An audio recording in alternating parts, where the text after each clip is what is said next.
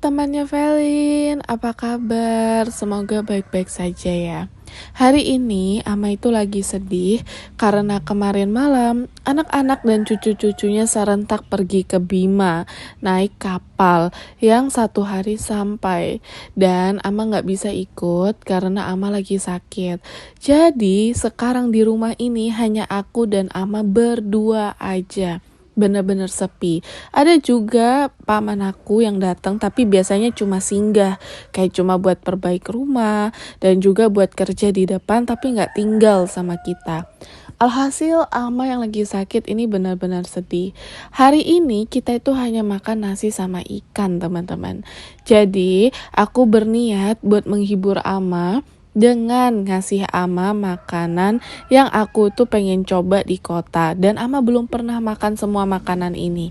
Jadi yuk, pertama aku tuh mau bikin yang namanya gohyong, teman-teman. Dulu pernah buat, tapi dulu itu bikinnya versi mini dan juga aku sering makan kalau lagi di Jakarta. Jadi yuk kita bikin. Untuk adonan kulitnya tadi kita pakai 1 butir telur, kita kocok bersamaan dengan 40 gram tepung maizena, 80 gram tepung terigu, dan 280 ml air yang kita masukkan sedikit demi sedikit agar tidak menggumpal tepungnya. Kalau sudah terakhir masukkan 2 sendok makan minyak dan juga 3/4 sendok teh garam. Sekarang semua adonan yang sudah bagus jadinya tidak perlu ditunggu ya teman-teman. Langsung kita masak di atas pan anti lengket seperti ini.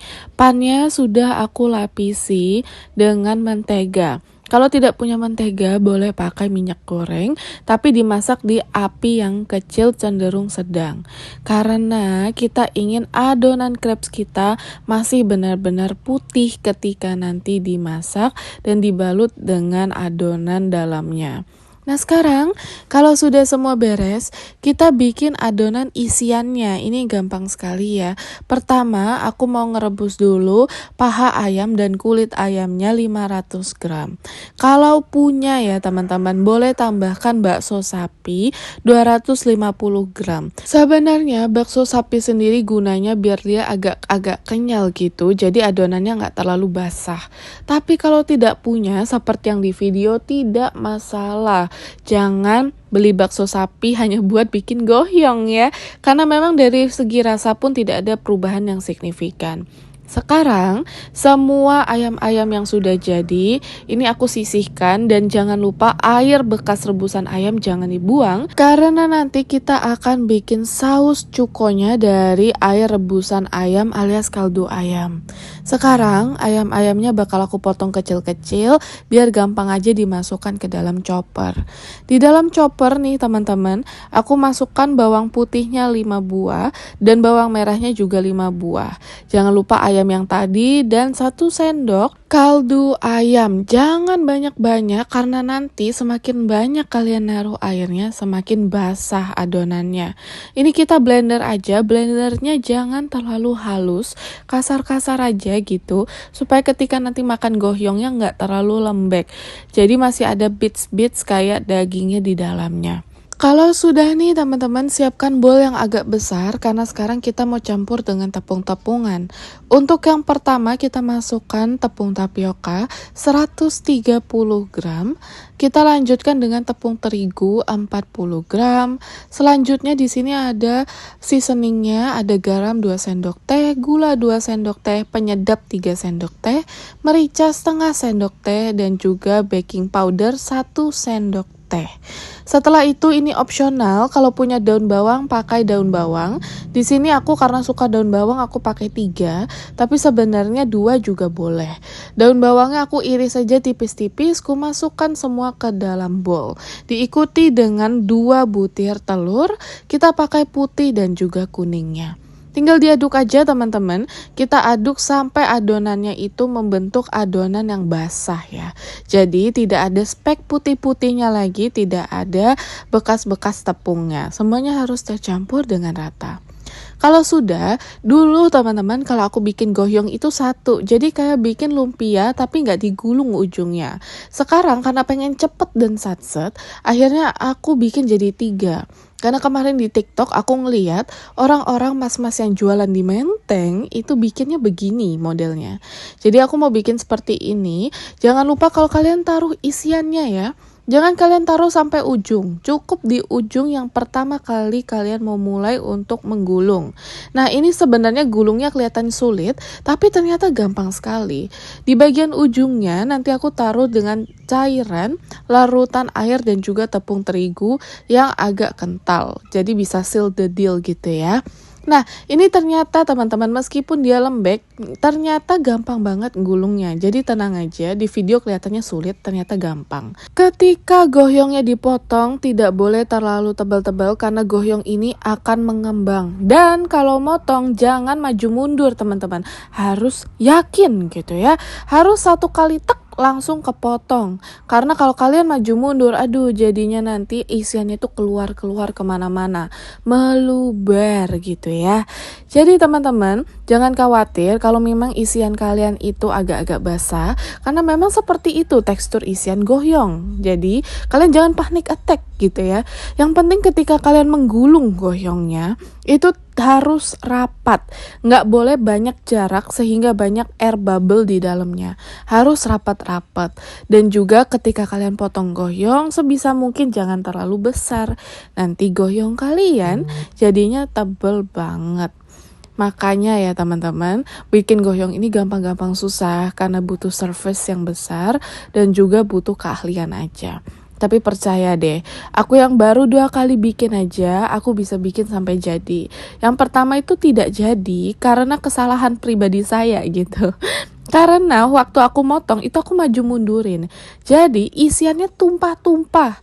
Nah sekarang aku potongnya harus lebih yakin. Lanjut, semua gohyong kalian masak di api yang sedang, tidak boleh besar, dan di minyak yang banyak. Serta gohyong-gohyong ini tidak boleh kalian masak rame-rame. Ingat, gohyong ini bakal melebar. Jadi harus dimasak di minyak yang agak panas dan diberi jarak. Nah kalau gohyong sudah masuk ke dalam minyak, tidak boleh kalian uel-uel gitu. Jangan gatel tangannya, pengen langsung balik-balik gitu. Nggak boleh ya teman-teman. Kalian tunggu sampai agak coklat dan adonannya sudah tidak basah, baru kalian boleh balik-balik. Di sini goyongnya aku masak sampai kecoklatan aja, jangan sampai gosong karena kita nggak suka makan yang gosong. Lalu kita tiriskan, selesai deh. Gitu doang bikin gohyong, gampang loh teman-teman. Sekalian nih teman-teman, aku mau ngasih tips gimana caranya mindahin gohyong dari meja menuju ke perapian. Karena ini kan sulit ya buat ngangkat gohyong, itu tidak boleh pakai tangan. Jadi dari meja kalian udah langsung harus dimasukkan ke dalam minyak. Caranya pakai barang yang bentuknya pipih, boleh seperti pisau, boleh seperti pencapit yang pipih, boleh pakai spatula, pokoknya bebas. Tapi yang penting ketika kalian ngambil itu harus yakin, gak boleh pelan-pelan karena nanti isinya keluar semua. Jadi kalian ngambilnya itu harus yakin dan penuh keyakinan. Ya udah, setelah goyong-goyong kalian selesai di resting dan gak berminyak, yuk sekarang kita bikin persausan duniawi. Buat sausnya di sini aku pakai bawang putihnya 4 buah, bawang merahnya 6 buah. Ini memang sengaja aku potongnya memang kasar, hanya 2-3. Lalu di sini aku pakai cabai iris sesuai selera aja.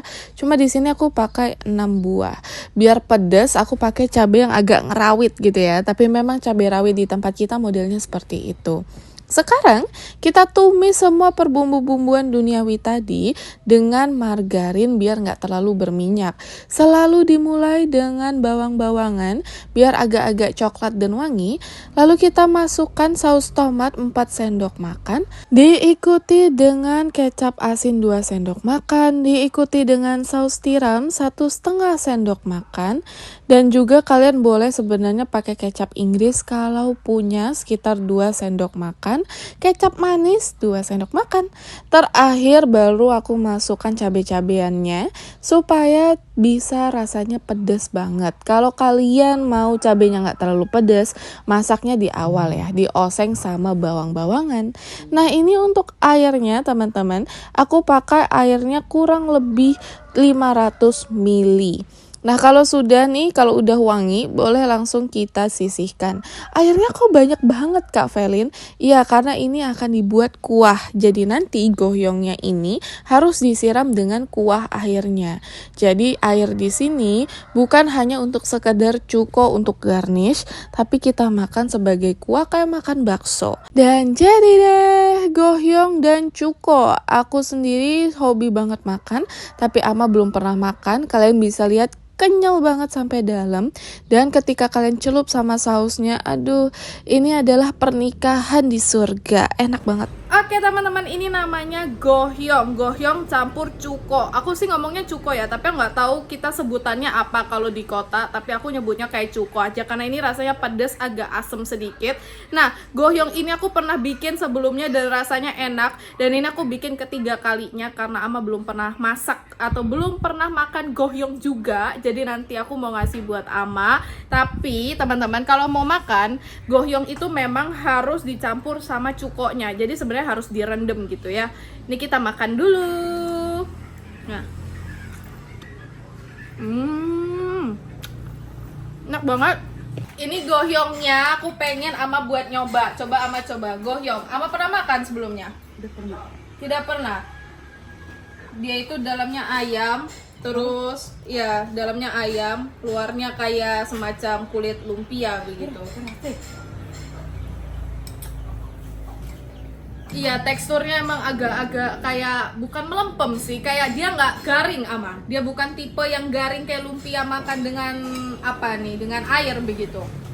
Dia memang tipenya kayak agak-agak jemek-jemek gitu, basah gitu. Enak. Enak. Bagus. Makan lagi Ama.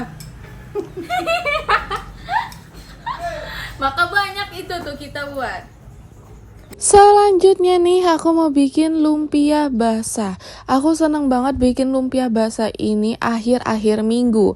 Alasannya karena lumpia basah ini adalah lumpia yang semua sisa makanan yang kalian punya bisa masuk ke dalamnya. Jadi memang lumpia ini kayak semacam dump food gitu kalau orang bilang. Maksudnya apa? Jadi makanan yang bisa kalian buat dengan bahan-bahan sisa. Yuk kita bikin. Pertama kita bikin dulu adonan kulit luarnya ya teman-teman. Untuk adonan kulit lumpia basah aku pakai 500 gram tepung terigu dicampur dengan 5 sendok makan tepung tapioka, 5 sendok teh garam, dan jangan lupa 1150 ml air alias 1 liter 150 ml air.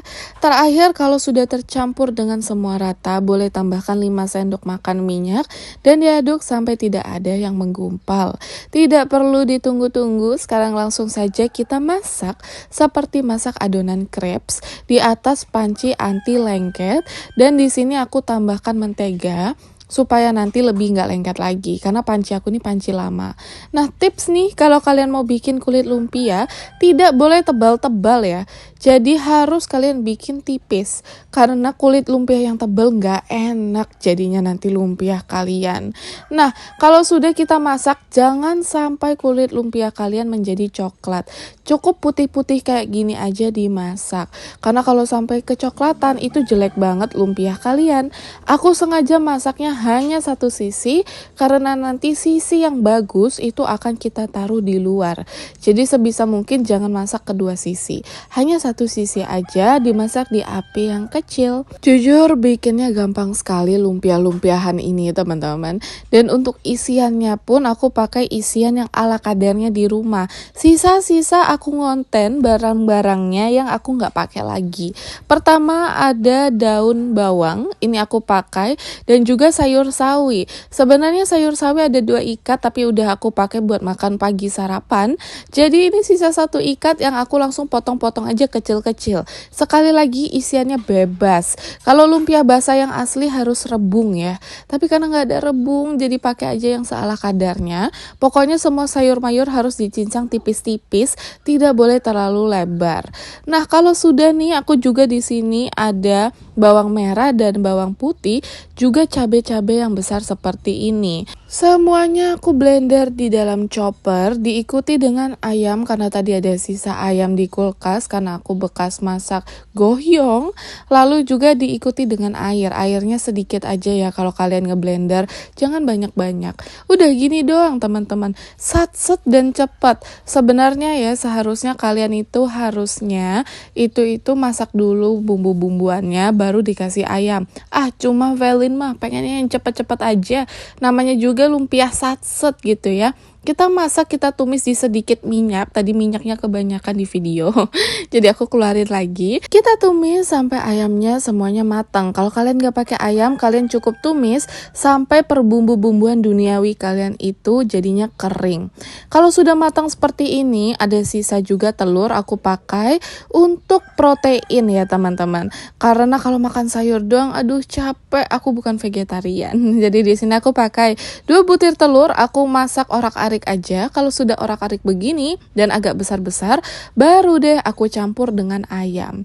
Setelah itu boleh tambahkan sedikit air dan di sini langsung aku masukkan semua sayur-sayuran. Buat sayuran, ingat ya teman-teman, sayuran yang teksturnya keras itu harus masuk duluan. Kalau kalian pakai kentang, wortel, kalian pakai ubi yang keras, harus masuk di awal. Di sini juga aku pakai toge karena toge aku udah mulai bertunas, jadi harus aku masak juga ke dalam sini. Jadi toge dan juga tadi aku pakai sawi. Dan terakhir baru daun bawang dan penyedap. Buat penyedap bebas, tapi di sini aku pakai garam setengah sendok teh dan penyedap setengah sendok teh. Tinggal dimasak-masak saja, dioseng-oseng sampai semua sayurnya layu. Kalau sudah, langsung saja kita gulung seperti membuat lumpia. Teman-teman, di sini bagian yang kasar aku taruh di dalam dan bagian yang halus dan lembut aku taruh di luar. Jadi nanti waktu di plating lebih cantik. Nah, kalau misalnya ujungnya kalian tidak mau lengket dengan kulit lumpia, ujung akhirnya boleh kok ditaruh dengan sedikit air, dilapisi air lalu langsung direkatkan. Jadi gampang banget ya teman-teman. Semua di sini sudah dimasak, jadi tidak perlu lagi kalian goreng. Nah, namanya juga lumpia basah, semuanya harus mateng karena seperti ini saja sudah bisa langsung dimakan. Tapi kalau mau kalian goreng bisa teman-teman. Cuma nanti kulitnya akan lebih halus dan lembut daripada kulit lumpia pada umumnya. Jadi kulitnya nanti akan sedikit berbeda. Gimana nih teman-teman? Gampang kan resepnya? Dulu waktu aku ngekos hampir setiap minggu aku bikin seperti ini. Karena banyak sekali sisa-sisa bahan makanan di kulkas. Sebenarnya kalau mau dioseng-oseng aja bisa. Cuma kadang bosen ya teman-teman kalau makan cuma dioseng-oseng. Jadilah bikin lumpia basah seperti ini. Selain mudah, sehat, dan yang pasti praktis untuk dimakan. Yuk kita dengar apa kata Ama. Sabar. Belum juga habis di mulut garam masuk. Yang ini lumpia basah, Ama. Coba makan. Tidak goreng. Tidak basah toh? Kalau basah tidak goreng. Isinya sayur, ayam, ayamnya pakai bumbu. Harusnya isi rebung tapi tidak ada rebung tadi di pasar. Ada jual pasar habis lah. Isinya sayur, ayam, ayamnya pakai bumbu. Harusnya isi rebung tapi tidak ada rebung tadi di pasar. Ada jual pasar habis lah. Oke. Habis musim. Ya.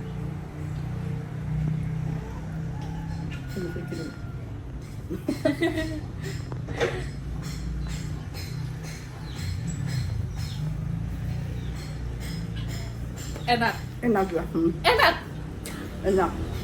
Nggak kapok bikin lagi kue mangkok gula merah untuk redemption sebenarnya. Dan di sini teman-teman ya Tuhan, gagal lagi. Dan kemarin aku sempat bilang kalau aku tidak akan spill siapa nama chefnya karena privacy juga dan menjaga nama baik chef. Tapi banyak banget dari kalian yang bilang, "Kak, spill nama chefnya dong supaya kita juga kalau lagi cari-cari resep, kita tahu mana yang zong dan mana yang bukan."